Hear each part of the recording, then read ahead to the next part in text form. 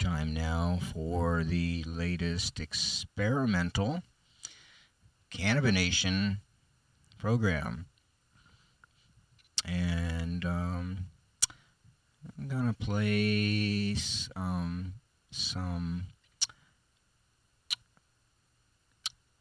Timothy Leary stuff, some recordings of him, some collages of his stuff. Probably going to use it over the next few weeks. And there's some musical items and other things. I'll mention them as we go. So this is WGOT LP 100.1 FM, Gainesville Community Radio, www.wgot.org. And the cannabination program is Sunday, Monday, 3:30 p.m. and Tuesday, 9:30 a.m. Eastern Standard Time. And the show is a voice of freedom. And I know a lot of people, that's not a very popular concept for people right now. They think it is, but they oppose it. And freedom is something cannabis people know a lot about. And we've been so repressed and still are, and it's just so amazing. And now all of a sudden, you got these cannabis millionaires and billionaires and all this stuff, and it's like, gee, like I said before, it's just looks like the old cocaine cartel continuation, the CCC, the cocaine cartel continuation. I mean, it's like, whether it's legal or illegal, it's just part of a, just not a fair system. When it comes to cannabis and So anyway, I'm going to play stuff. You got Rick Simpson. A lot of people may have heard of that. RSO oil is popular at the dispensaries and things. And RSO oil is Rick Simpson oil, and he was a cancer patient, and he cured himself with cancer and started with oil from cannabis in Canada a few decades ago and made a big name for himself. And I have a speech he made at the dedication to a statue that was dedicated to him, that was erected to him in Canada, there in Canada, since he's a national hero. And, cannabis, Canada was one of the first countries to totally legalize, and Rick Simpson actually played a really big part in it. And I just got this amazing recording of him speaking there at his statue, and he's amazingly articulate and intelligent human being. So I'll be playing that, like I say, and there's Timothy Leary collages I've got to play, and other people, that we've got that great singer that we lost a year or two ago here from Gainesville, the most well-known Gainesville personality, which I will not mention yet, but you all know who we're talking about. There's collages of him around town and stuff like that. So got one of his famous songs about cannabis, roll another joint, type of song. So you know who I'm talking about. So anyway,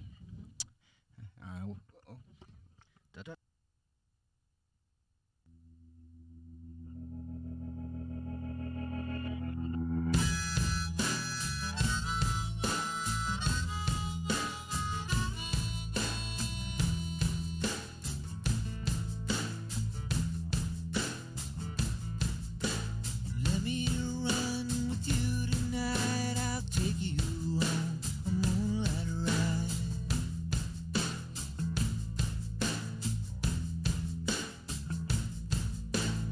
There's someone I used to see, but she don't give a damn for me.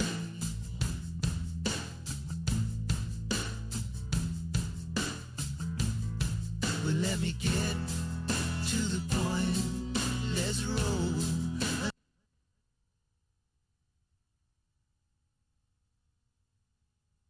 Another joint, turn the radio loud. I'm too alone to be proud. And you don't know how it feels. You don't know how it feels to be me.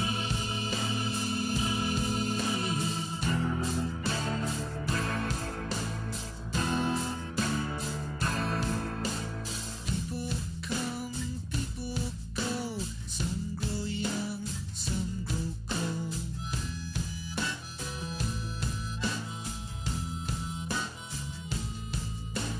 I woke up in between memory and a dream.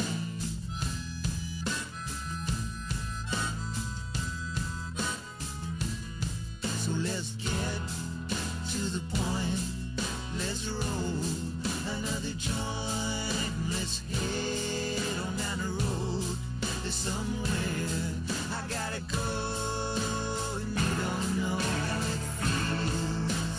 You don't know how it feels to be me.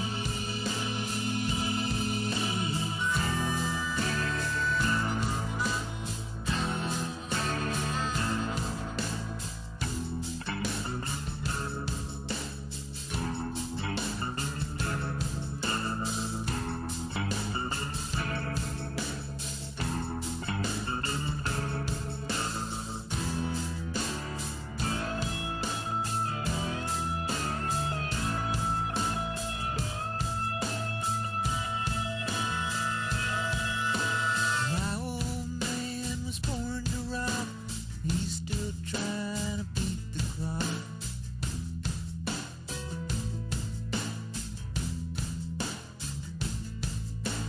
Think of me what you will. I've got a little space to fill.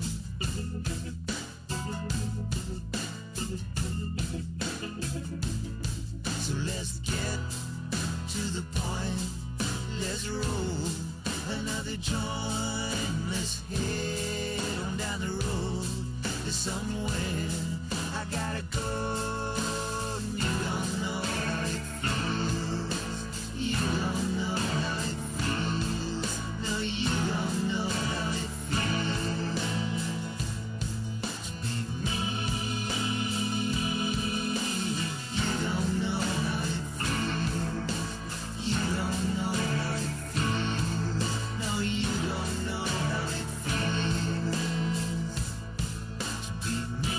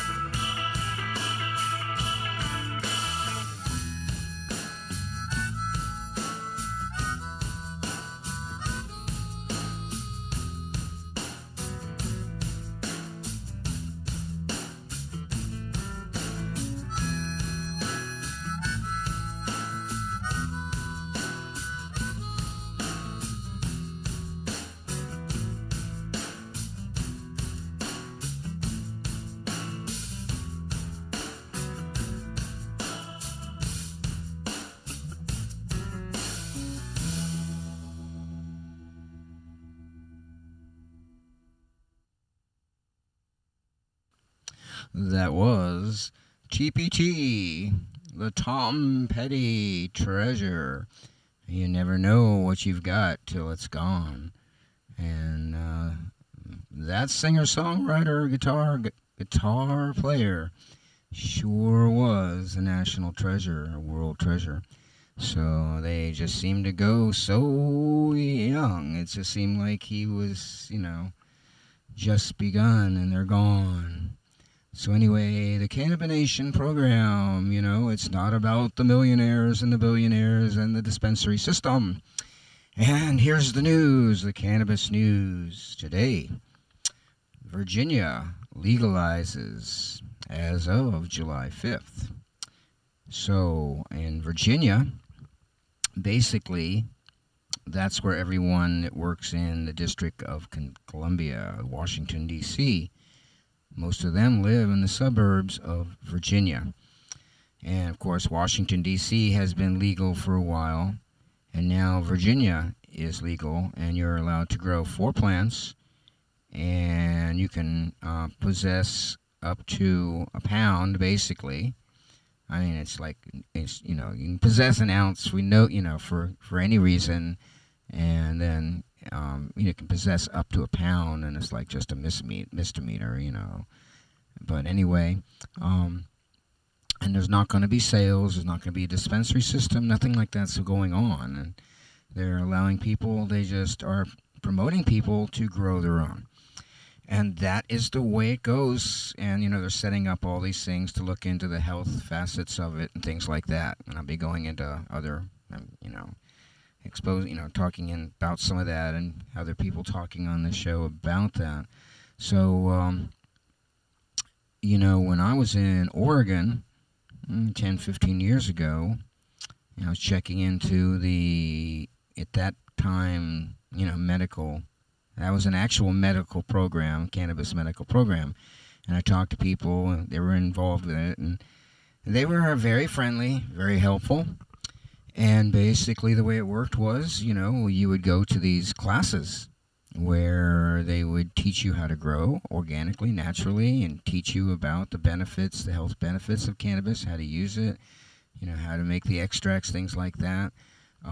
They supplied the strains, the cuttings, and they encouraged people to, learn how to find the strains that work best for their health problems or health regimens or whatever, they were looking to get out of the use of the plant.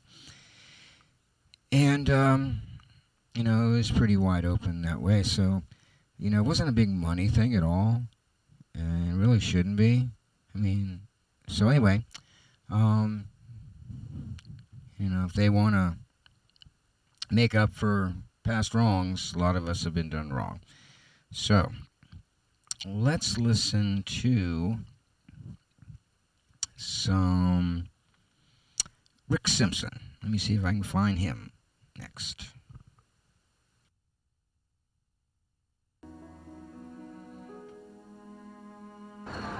Well, it was all more or less by accident. I mean, because I had an accident.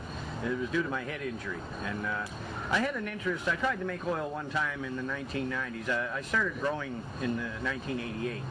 And then it was around 93, 94, I tried to make some oil, and I messed it up completely. I followed this set of instructions that made no sense. But then in 97, I was injured. I wound up with post-concussion syndrome from a head injury. So my head rings 24 hours a day all the time, and it's a nasty condition. Like right now, my noise levels are about 93 decibels, and it gets higher sometimes. So that's equivalent to a lawnmower sitting there running 24 hours a day. It's not something you want in your head.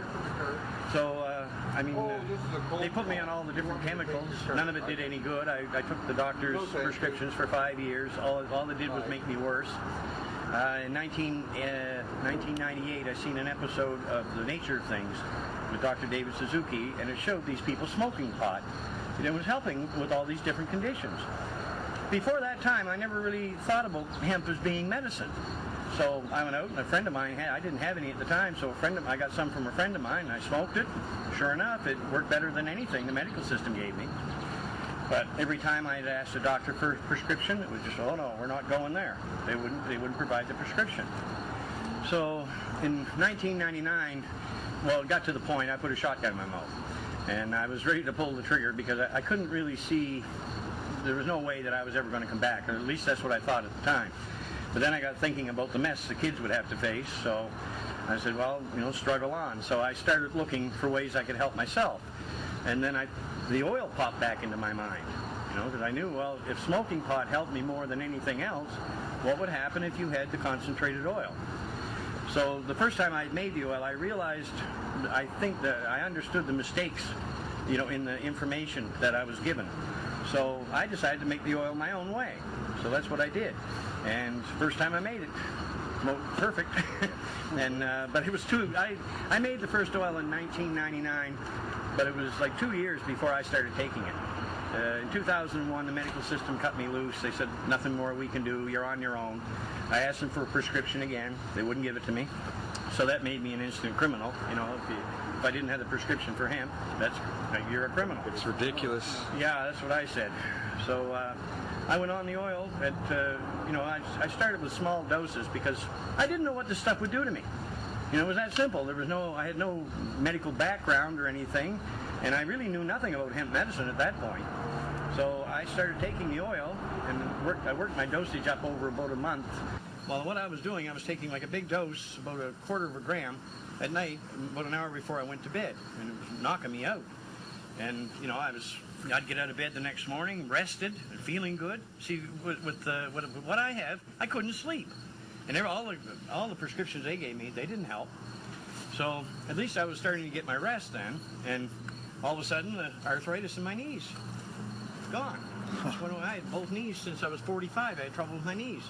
All of a sudden, after the oil, no more arthritis. I was seeing all these improvements, but it was scary. I used to weigh about 185, 190 pounds. I was really blocky. And then all of a sudden, I started losing weight. I was like, what's happening here? And I was getting afraid of it. And as the weight was coming down, I hit around 160 or 170, and then 165, and then I hit at 160, and then all of a sudden, I stopped losing weight. It's just like the oil knows, this is what you should weigh. It just brought me right back to a healthy weight. If you look at me, you can see every stomach muscle. There's no fat on me. It just really brought me back to a state of very good health. The medical aspects of this plant, they vary from strain to strain. Practically all of the heavy indica strains that are very sedative, from what I've seen with them, practically all of them can cure cancer. But you'll get some strains are better for lowering ocular pressure for people that have glaucoma, or controlling blood sugar for diabetics. They all vary. And this is what we have to determine in the future, which strains are the best. I tell people to take doses 3 times a day, like early in the morning, mid-afternoon, and about an hour before they go to bed. So when you take that dose, when you take that dose in the morning, about an hour later, the oil's telling you to go back to bed again. And this is what I tell people, don't fight it. Just do what the oil's telling you to do. Go lay down. Because that's an important part of the healing process. Then usually after about 3 to 4 weeks, that daytime tiredness after doses, it just fades away. You still sleep good at night, but there's no daytime tiredness. At that point, people can go back to work. Other people don't even know you're taking it. You can't tell. You're not impaired. There's no motor skill impairment or anything like that. Your thinking's clear. So it's the ultimate medicine as far as I'm concerned. I've treated somewhere in the realm of about 5,000 people with all different types of medical conditions. And I do not know of a medical condition that this oil will not work on.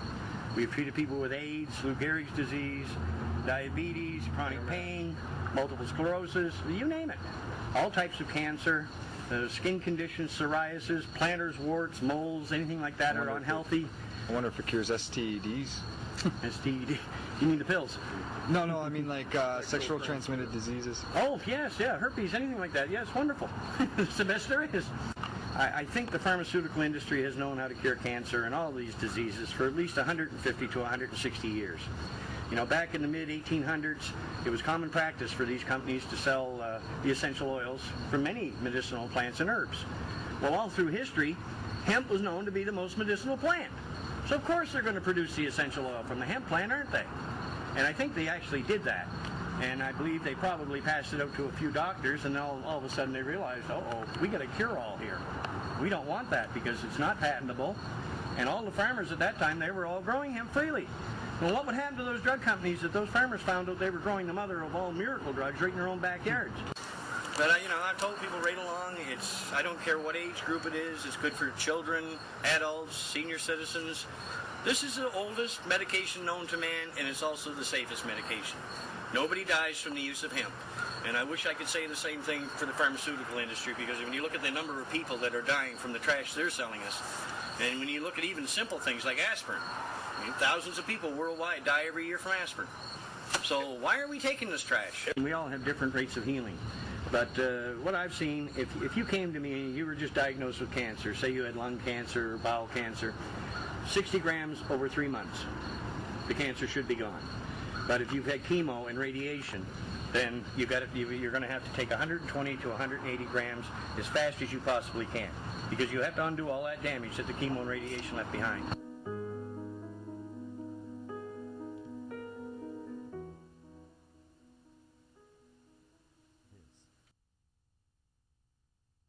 And now we go on in the experimental mode with a Timothy Leary collage. Experimental. This is an experiment in mind formation. Information. Forming, controlling, operating your mind and your brain. Using digital techniques to overload, scramble, confuse, unfocus your mind.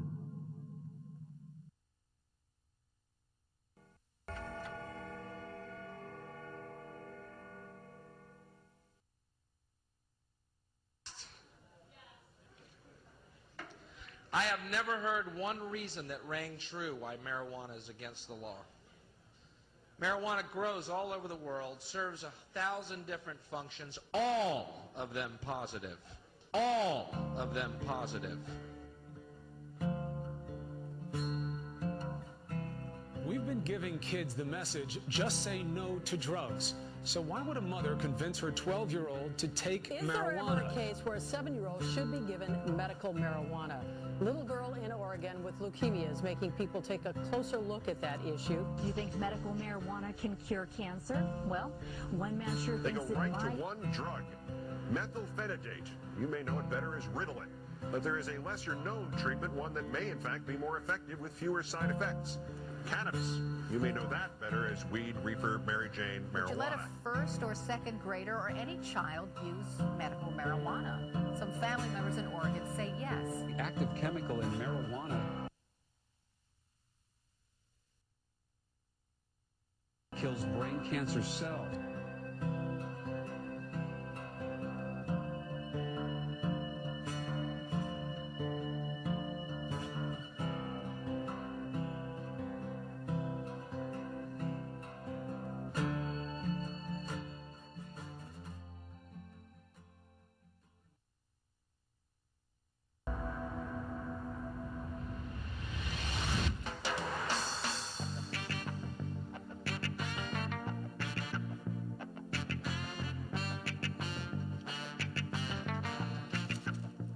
I'm Kim Denew, and I'm the CEO of North Boulder Wellness Center. The North Boulder Wellness Center is a medical marijuana center. It's a full-blown wellness center. We have massage, acupuncture, we do astrology classes, nutrition classes. We have support groups for people who are medical marijuana patients. We do lots of things here. Alright. Do you need help? If you want to put it in the system, he's getting a quarter of Maui.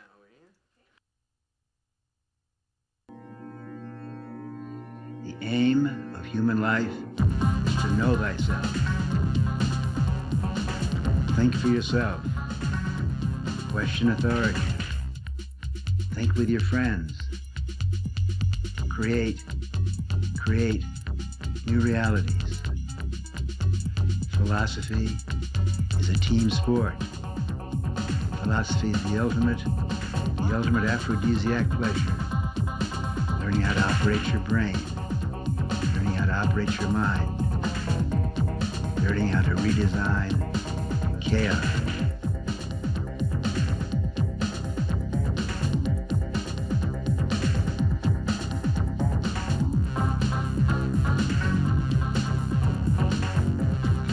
The religious leaders and the political leaders want to give you orders to run your life, to determine how you think. The basic goal is to operate your own mind.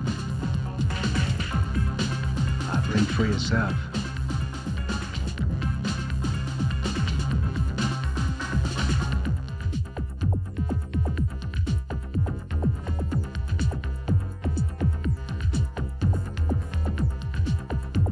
Around 3,000 years ago, a group of human beings in Athens, Greece, developed a new philosophy. The basic religion of humanity is called humanism. Socrates said, the aim of human life is to know thyself. Create and design your own order in the chaos. Socrates did not give commandments. Socrates did not impose order. Socrates asked questions.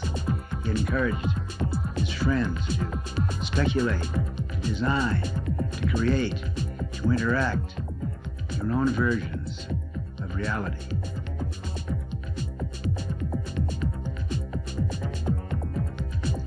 Socrates said, the way to perform philosophy is in small groups, raising questions, learning from each other, changing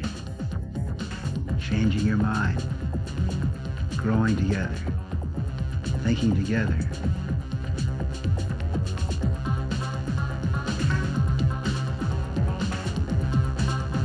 The religious leaders said, you can't say that, Socrates. The gods are in control.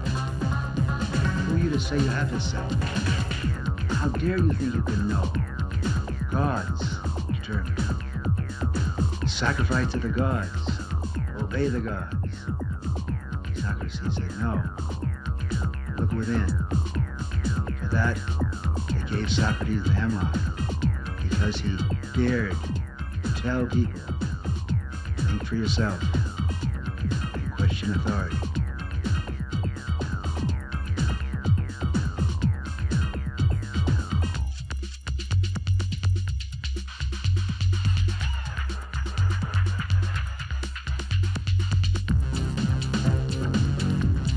For yourself, you must learn how to reprogram, reform, inform your own brain.